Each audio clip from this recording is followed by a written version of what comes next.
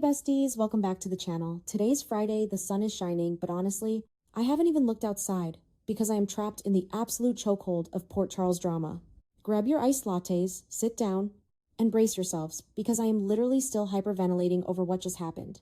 I am texting this to you all so fast my thumbs are cramping, but I have to get this out before I completely lose my mind.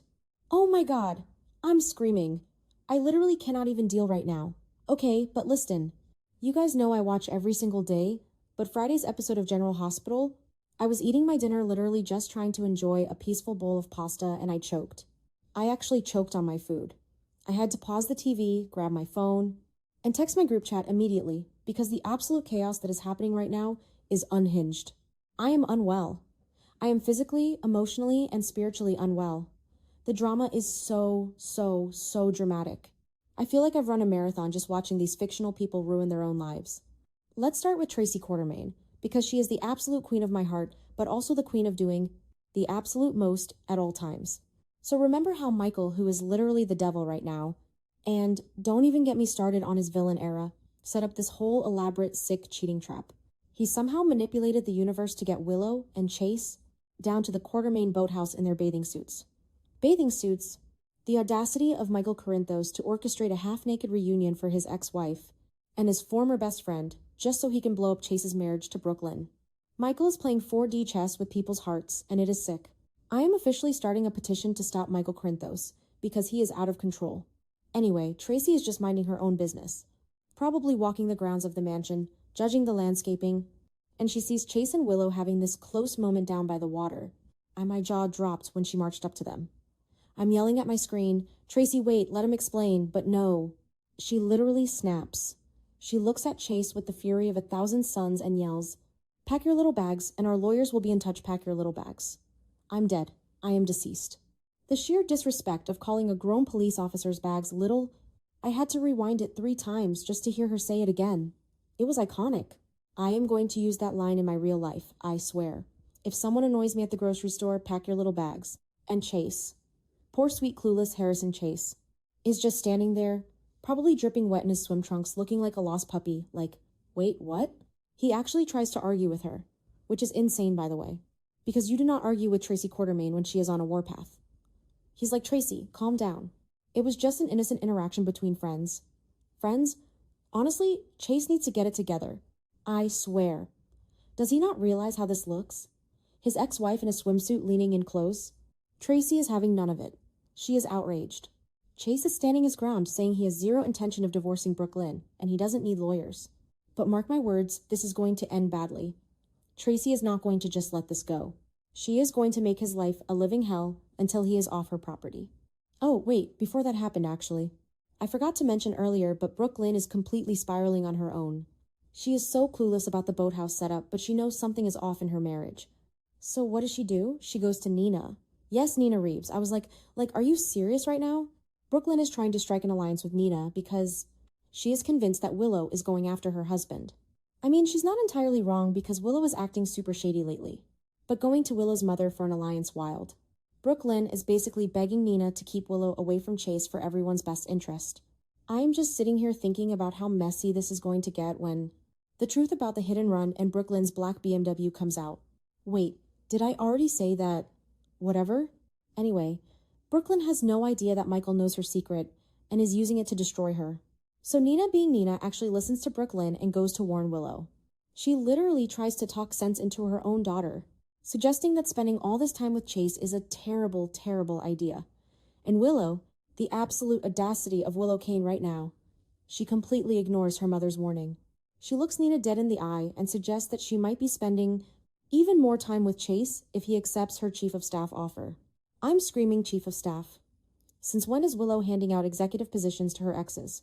I thought she was offering him a job in Washington, D.C., but a chief of staff offer. And let's not forget, Willow is currently keeping Drew completely paralyzed and locked in, while she runs around offering power jobs to Chase. She's out of her mind. I'm calling it now.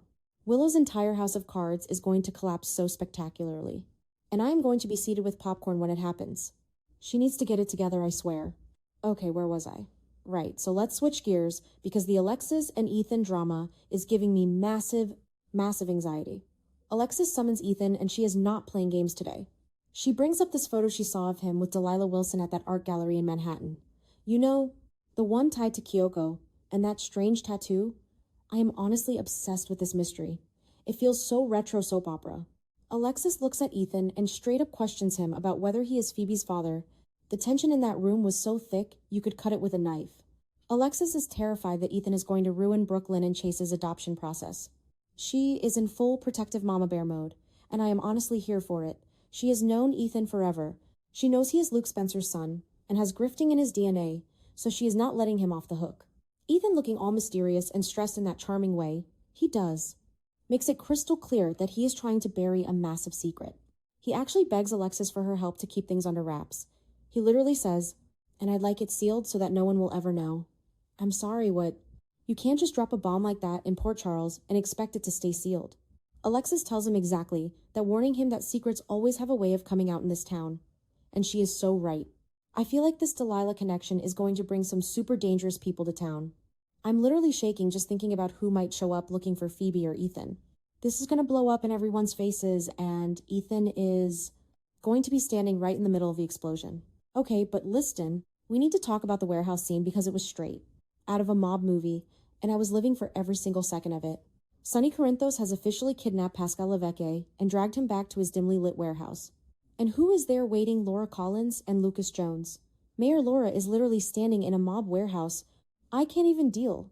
This trio is the most unhinged, iconic team-up the show has ever given us. Let's really think about this trio for a second. Sonny Corinthos, the mob boss, who usually solves problems with a shallow grave. Mayor Laura Collins, the absolute moral compass of the town who has survived Cassadines and Colts. And Dr. Lucas Jones, the grieving boyfriend who has been pushed to the absolute edge. They are standing in a warehouse. A warehouse. The lighting was so dramatic, all shadows and tension.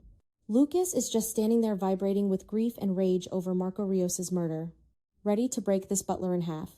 He has been waiting months for this moment, and you can see the fire in his eyes. Sonny is pacing around doing his classic mob boss hand gestures, and he gives Pascal a terrifying ultimatum. He tells Pascal that Jen Sidwell is officially after him now. Sidwell probably thinks Pascal betrayed him or something, so Pascal is essentially a dead man walking. Sonny presents him with a chance to save his own life. He tells Pascal that if he wants to live, he has to help them take down Sidwell and get rid of the blackmail threat hanging over Laura's head. I was literally on the edge of my seat. Pascal is sweating, looking between Sonny the mayor and the guy whose boyfriend was murdered because of him. He is totally sandwiched. Will he flip? He has to flip right. There is no way he survives if he doesn't. I could smell the fear through the screen. And speaking of Sidwell, oh my god, poor Jocelyn, I am so stressed about her, I can barely function. So she had those makeshift shivs that Anna Devane left behind in the cell wall right. She ambushed Cassius fake Nathan West, whatever we're calling him now, and I was cheering. I was literally yelling at my TV. Yes, Joss, get out of there, take him down, she is so fierce. I mean, I think about it. Jocelyn grew up with Sonny Corinthos as a stepdad. She has been around mobsters, shootouts, and kidnappings her entire life. She is literally built for surviving hostage situations. But seeing her in that damp, disgusting sub-basement of Windermere is just heartbreaking. Anna Devane was held there. The trauma is literally baked into the walls. And when Jocelyn used those shivs, I felt so proud. But then, my heart literally stopped. Sidwell caught her. He stopped her escape at gunpoint, AT gunpoint. I can't breathe. The absolute terror of that moment. I thought she was a goner. Why would he do that? He's an actual monster, and he needs to be taken down yesterday. I actually had to pause the TV because my cat jumped on me when he pulled the gun and I screamed out loud. It was so intense. I honestly don't know how much more of this my nerves can take. Sidwell is just so evil. Standing there with his gun, completely ruining Jocelyn's perfect escape plan. I was so mad I almost threw my remote at the wall. But Jocelyn is a fighter, okay? She is Carly's daughter through and through, and she is not giving up. Now that her physical escape is busted, she is switching to a brand new tactic. I don't know exactly what it is yet, but she is plotting. You can see the gears turning in her head. Meanwhile, Cassius gets an enticing offer. Is Jocelyn making a deal with him? Is she playing on his lingering feelings for Lulu to get him to turn on Sidwell? Or is Sidwell offering Cassius something sick to keep Jocelyn in line? I am going out of my mind trying to figure it out. Cassius is such a wild card right now. Mark my words. He is going to be the key to Jocelyn getting out of that sub-basement. He has to be. There is no other way out of this mess. Honestly, there is too much happening.